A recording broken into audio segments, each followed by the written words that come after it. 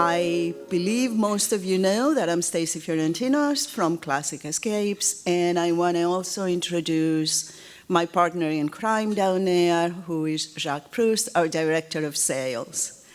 I'm not going to do any talking today other than to say welcome and thank you all for coming. I'm going to turn it pretty soon to Laurie Marker, who is somebody I've known for 4 decades. She is the face of Cheetah. She lives, breathes, eats, no, doesn't eat,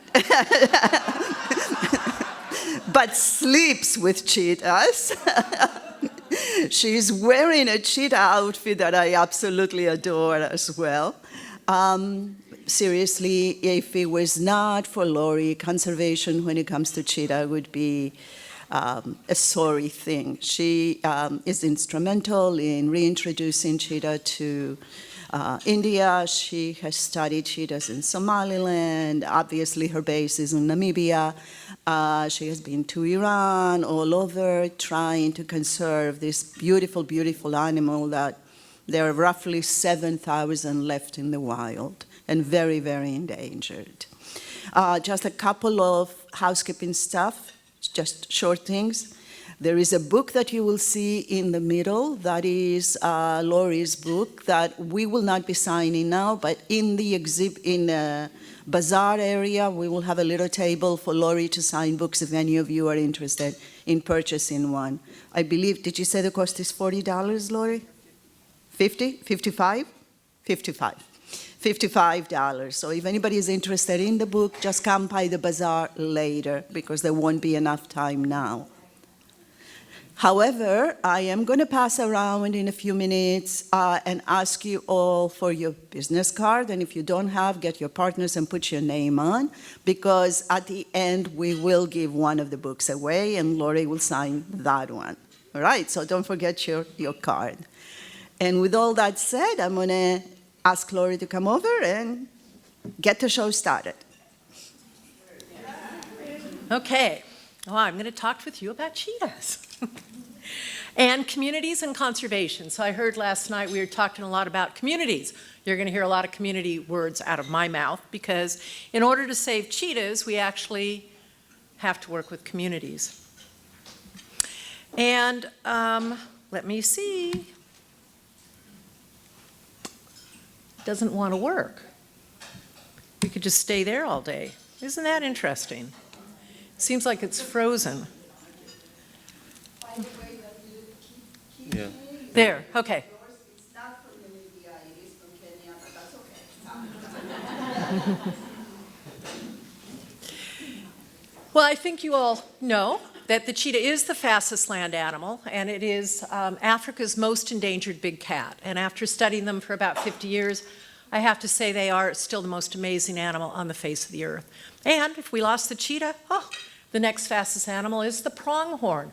And it just doesn't have the same ring. Fast like a pronghorn. So we want to save the cheetah for a variety of reasons. But cheetahs play a very important role in the health of the ecosystems as well. There are a lot of threats facing the cheetah today, sadly. Habitat loss is one of the big problems for all of our wildlife everywhere. And human-wildlife conflict is the biggest problem facing cheetahs. They're found mostly outside of protected areas, and so with that, throughout Africa there's lots of livestock, and then there can be a lot of conflict, and then cheetahs are killed. There's illegal wildlife pet trade, where little cheetah cubs are actually stolen from the wild and actually sold into the Middle East as pets. And that's taken a huge toll on the animals up in the Horn of Africa. And then the cheetahs are also very unique because they lack genetic diversity. Some of the research that I did back in the early 80s with the Smithsonian actually showed a lot about the problems facing the cheetah reproductively, as well as the genetic aspects that affects them ecologically. This is where the cheetahs are found today. I'm a map person, so I have to share with you. We have seen a huge decline in the population in 100 years, and there's only about 7,000 cheetahs. As I mentioned, cheetahs are found mostly outside of protected areas. 50% of them are found in the southern part of Africa. The blue dots in here are where we work from the Cheetah Conservation Fund, but I have 2 bases in Namibia and that of Somaliland, which is up in the Horn of Africa. And most of them are found outside of protected areas. And so with that, in the darker orange is where cheetahs are found today. And there we're dealing with cheetahs and humans.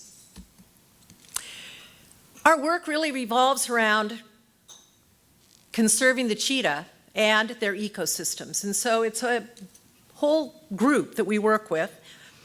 And many people wonder how I got involved. I started at a wildlife park back in the early 1970s, and nobody knew much about cheetahs, and I was fascinated. And we were one of the few places in the world that had cheetahs, and I developed the most successful breeding program in all of North America and ended up in Namibia in the middle 1970s to find out actually if a captive cheetah could learn how to hunt. But what I found, not only that this cheetah that's running across the screen and I both learned how to hunt, but that farmers were killing cheetahs like flies, 800 to 900 cheetahs a year. And in between that time and the time that I set up the Cheetah Conservation Fund in 1990, close to 10,000 cheetahs had been killed in Namibia alone. And that was happening throughout the cheetah's range. And I thought somebody should do something. Well, I call that the they factor. There is no they. And so I ended up setting up a foundation in 1990 at Namibia's independence and moved to Namibia and set up the Cheetah Conservation Fund. Now today, we're a very large organization, going from a one-man show with a small broken down Land Rover, covering most of the country, talking to farmers about their issues with cheetahs, to the point now that we have about 160,000 acre private game reserve that borders on a national park, and Namibia is called the cheetah capital of the world. So there's about 1,000 cheetahs in Namibia, and today we've actually reduced the killing of the cheetahs, and we're finding ways that cheetahs can live in harmony with farmers. So we have a variety of strategies that we work with in order for the cheetah to live. So it's beyond cheetahs. We work with farmers, communities, school children, politicians, anybody, everywhere around the world to try to make a place on the earth for the cheetah to survive for the future. We have a lot of strategic programs, and these are what actually guide us in order to help save the cheetah, which is the heart. I'm going to talk with you more today about our ecotourism and our hospitality and economic development, because ecotourism in Africa is really all about economic development for the communities to live in harmony with the wildlife. And with that, then they become the beneficiaries of having the wildlife on their land. So Namibia has been a global example, actually, of conservation community development.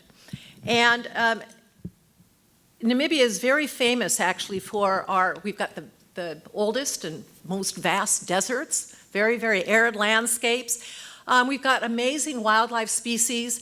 And with that, our wildlife supports the livelihoods of the communities. When Namibia got its independence from South Africa, Namibia was very, very poor. It was one of the poorest countries in the world. Today, we're actually a middle-class country because the country was so engaged in knowing that we had wildlife and that the people were living in very rural areas and that the wildlife could actually benefit them. And by having this beautiful landscape, we've actually linked it all together. And I've been very proud to be a partner with Namibia in helping develop our conservation programs and our community-based programs. And communities actually are at the forefront of the, and front line actually, of the actions around climate change. And most of the areas where cheetahs are living, they are actually found in the most arid landscapes in the whole world. And with that, we are now trying to develop strategies through the use of ecotourism and the development of conservation programs that are actually going to help benefit the communities as the actions around climate change occurs. This picture actually shows our desert elephants. Namibia is very famous for our iconic wildlife, and our desert elephants are pretty amazing. They live out in these arid lands, as do rhinos too. So it's pretty fascinating what we have. We have a huge impact on our local communities. So I mentioned I started as a one-man show in an old Land Rover that kept breaking. And today I have about 160 employees throughout Namibia.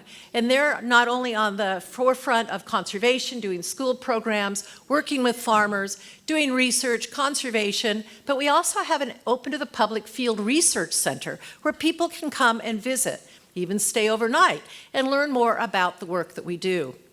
As a woman scientist, it's not surprising that I have a lot of women that work for me. Veterinarians, geneticists, field researchers, anything anyone else can do, we as women can do better. So, I love our men, but we have shown that we can do a whole lot. And having been a role model, I think it's been very, very important to show that we can do such things. We have an amazing community and education awareness program, and we do school programs. What we do teach is a predator's role in the ecosystem. So not only do we love cheetahs, we love all predators. Predators play an important role in the health of ecosystems and that of helping maintain biodiversity. But people were afraid of predators, and so we kill them. So what we've done is we've taught people more about how to live in harmony with predators through school education programs where we've now, over 35 years, have dealt with over 1 million school children, and many of those now, interesting, are running our country, the Ministry of Environment, Education, Agriculture. Not bad to spread my philosophy. We teach farmers in Future Farmers of Africa. I grew up as a future farmer of America, so I felt that it was a good way to link together that of wildlife and livestock together. We've worked with over 50,000 farmers in the Namibian area, and that's helping teach them better livestock management, wildlife management, rangeland management, so together we can live in harmony. One of our really successful programs has been our livestock guarding dog program. And I started this program about 30 years ago, and these dogs are a Kangal dog, a Turkish breed of dog. And we breed them and place them with farmers. And what they do is they protect the livestock. They bark very loudly, and they basically say, "This livestock is mine." And predators don't want to eat your livestock, they want to eat wildlife. And so there's an avoidance and they move away. And with that, we've seen between 80 to 100% reduction in livestock loss by having the dogs with the livestock. So it's been a very, very huge success program. We promote livelihoods as well. And many of the women that I work with are, again, very rural, very poor, and throughout Africa, often don't have a lot of the opportunities that we have as Western women. And that to me, as a woman, says something should change. And I was very fortunate to have had a mother who actually helped me learn that women can do just about anything, but you need to have the support for that. The women that I've helped work with have gone above just being maybe women cleaners at the lodges and things like this. We're doing a lot of livelihood development by making crafts. Many of our crafts are now being sold at many of the zoos around the world where cheetahs are living, showing that relationship back and forth between the communities and that of the wildlife. We also make cheeses and ice cream and fudge and soap. And everybody's got goats, but they didn't know that they could actually do that. Most people keep their goats around so you eat them. But if you milk them, they last for a really long time. I was an old goat judge in the United States and a goat farmer, and so I thought it was a really great way to look at things. We've developed something called a wildlife-friendly label, and we've worked with, we were one of the founders of this organization, working with other community organizations whose work is actually supporting the communities. And so livelihoods are very important. And then you go from conflict with wildlife to actually benefiting the wildlife, and the people want to have the wildlife around. So we've been quite a model, and Namibia has been a model for sustainable tourism. Now, many of the school kids are learning how to grow gardens. As I mentioned with our goat milk, people in the arid lands are very, very poor, and Namibia has actually got quite a bit of poverty, and people are not actually having food to eat. And one of our governors learned about the work that we were doing, and he said, with the goats, I want every child to have a glass of milk a day. And so we've taught them how to milk the goats and also pasteurize. So Namibia, again, is a very special country, looking and enlightening and working with the people on whose land the wildlife is living. Our wildlife, though, is also very important, and ecotourism actually is a catalyst for change. This is our backyard. That's the Waterberg Plateau behind, and I call this the Cheetah's Garden. We have lots and lots of wildlife out on our 160,000 acre land. And 80% of all of our wildlife is found outside of protected areas on landscapes looking just similar to this. These are oryx in the foreground and hartebeest in the back, and we have eland and springbok and steenbok and all kinds of other wildlife species. And with this, that makes Namibia actually a very, very special country for people wanting to come and learn. We have what are called conservancies, and this is something that's actually growing throughout much of Africa and maybe much of the world. And Namibia started with their conservancies because, again, at independence, it was such a poor country. And I'll just, with this map here, the green are our national parks. And 80% of our wildlife are outside of those green areas. Of course, we have one of the largest coastlines, so that's called the Skeleton Coast, that's green there with very, very amazing highest dunes in the world. But the brown areas are community conservancies.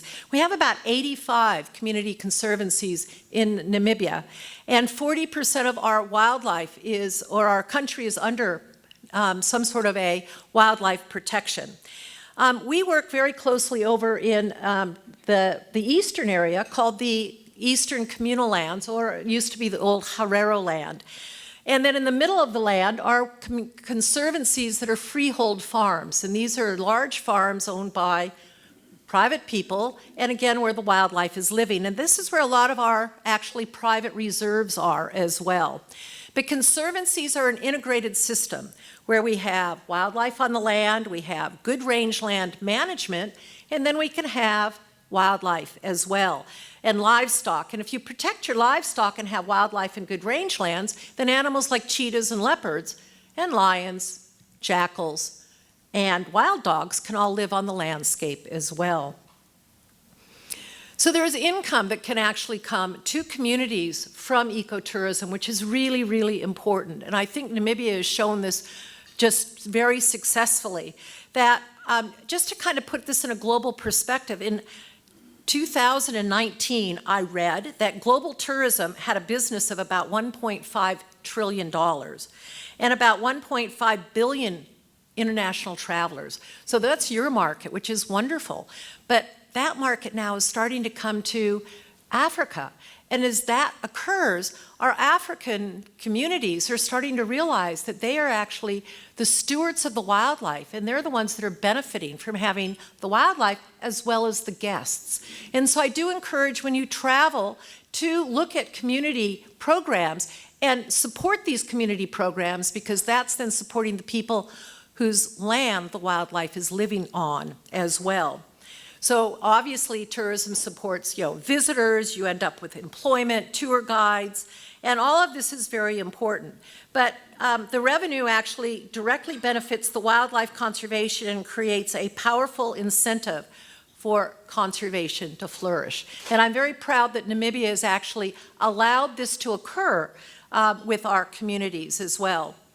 I'd like to invite you now into our center, which is the Cheetah Conservation Fund. Now, I started in Namibia back in 1990 and had an old Land Rover and went door to door and built a huge wildlife reserve, and then a bell went off and said, gee, maybe people want to come and stay here. Stacy, of course, helped bring people, and we started growing. And we were sort of late in the game because our work was so much involved in the conservation and the research aspect. But we now have a very small Babson guest house. Actually, it's large. It's a 3-bedroom, very exclusive. And we have a Cheetah View Lodge that has 7 rooms, and we've got 2 more rooms that we're building as well. And what you do when you come to our center is you learn all about the work that we do.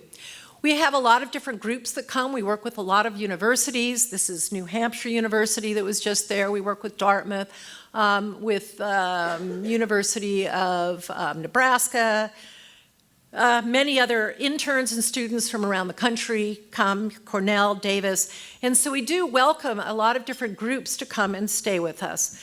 Our lodging is quite nice, and people actually say our food is some of the best food in Namibia, and I'm very, very proud of our chefs. They also came out of school and have interned with us and have learned what people like to eat. But our facilities are quite nice.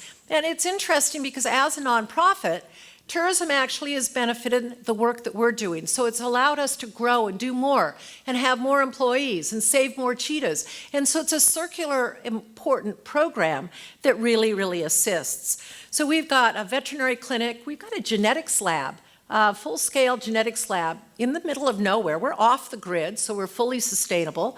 And it gives an idea of the kind of power that we've tried to go through. What I said when I set it up is that I had to go to Namibia to save the cheetahs, and there's African scientists there that want to be the best in the world.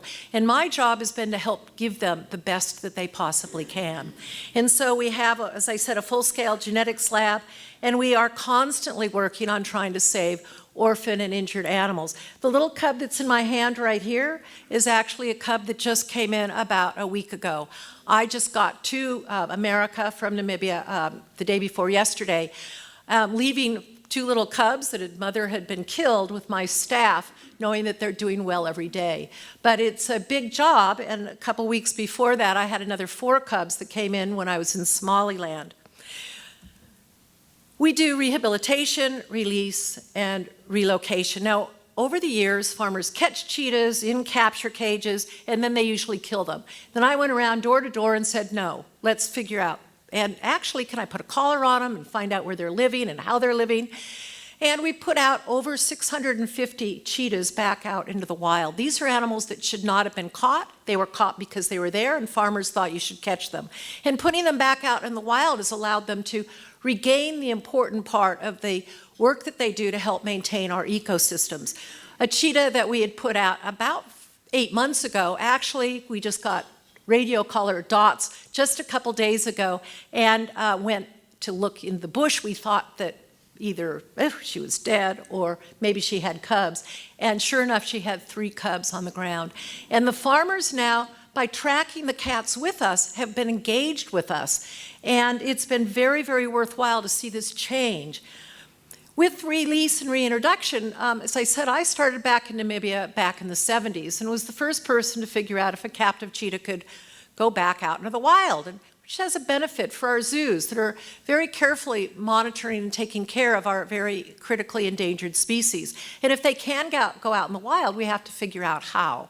And so I did that in the early days in '77, and then have continued my work with reintroduction ever since.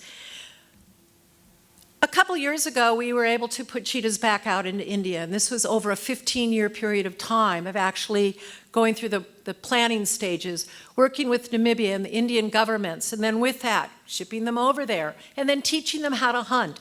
And we have 26 cheetahs that are now out in the Kuno National Park. We've been able to develop this park just for cheetahs.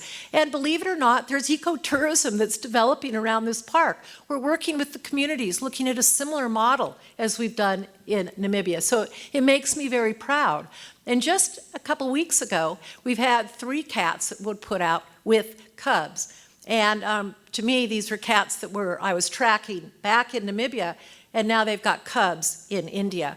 The cheetahs went extinct in India in the 1950s, and so bringing them back is something that we are continually doing.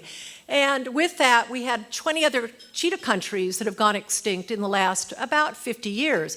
And we are now starting to look at bringing cheetahs back into these other countries as well.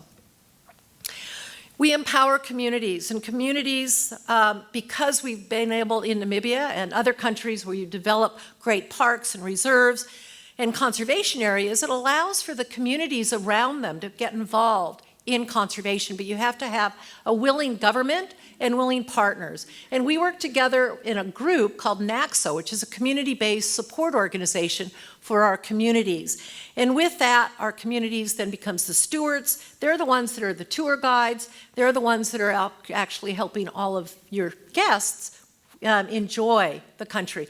I want to point out to the young lady up here at the top who is Miss Earth Namibia. And she grew up on one of the local game reserves in Otjiwarongo, the cheetah capital of the world, and loved cheetahs. And she grew up, and she's now our patron for the Cheetah Ambassador, and is actually sharing with the world her love of not only the earth, but the love of cheetahs, and Otjiwarongo, and Namibia, and that Namibia is such a special place. Bringing you quickly up to Somaliland, which is at the Horn of Africa. And with that, we've got illegal wildlife pet trade. And we've been dealing with this for about 10 years, and I moved into Somaliland about 8 years ago. Today, unfortunately, we have 99 cheetah cubs that have been confiscated from the illegal wildlife pet trade. But what I've done is not only take care of those animals as fast as we could, the government's given us a 30-year concession, and they've said, please help. I've traveled throughout the country. Few people in the world have ever done so. It's an amazing country. It almost mirrors that of Namibia. Very arid, very, very poor people, lots of wildlife, rocky, but very special. And so with that, the government said, well, you live in Namibia and you like cheetahs, help us. So I brought people from Somaliland down to Namibia, over to Kenya. We are now developing protected areas and conservancies.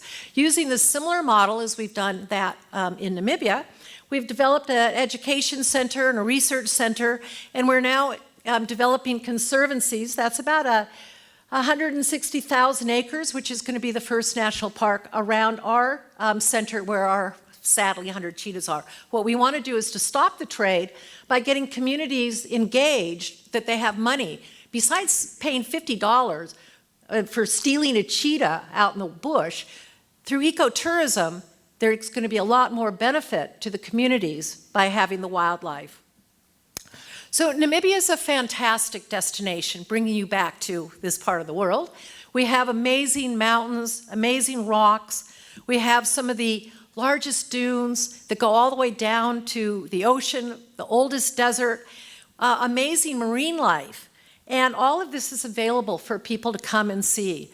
And tourists actually experience the country's raw natural beauty. And what people say is they love the vast open spaces. You feel good when you're out here in Namibia. And with that, it even makes you feel better when you're helping the livelihoods of people. We have some amazing natural wonders. Some of the oldest rock etchings. This is at Triffelfontein, which is now a World Heritage Site.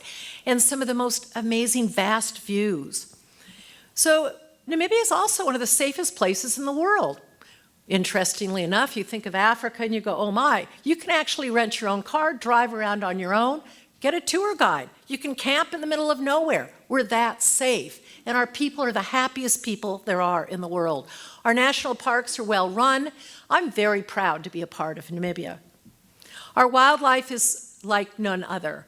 Some of the most amazing arid land, antelope, a lot of the different predators all around. We work together with many other NGOs to try to save our wildlife. We have a chamber of the environment where we all work together on making sure that our conservation strategies, business strategies, from mining to ecotourism to farming, is all done properly. We work together with other NGOs, from Save the Rhino to that of our desert elephants and the Giraffe Conservation Foundation. We're all based in Namibia, which is pretty interesting. We've found that it's a place that we can do a lot of work together. So conservation and tourism do go hand in hand. And I do want to explain that this picture up top is Sossusvlei, which is just an amazing desert moon landscape. And working together by supporting NGOs and conservation will allow us to ensure that our wildlife is conserved for future generations. So I see a very bright future in Africa for conservation, for our wildlife, and for our people. And it's all because of all of you that it allows the people of Africa to think about a bright future as well. So I really thank you for the work you do and bringing people into amazing places around the world. And please come to Africa, come to Namibia, and come and visit us at the Cheetah Conservation Fund. Stacy, thank you for having me here.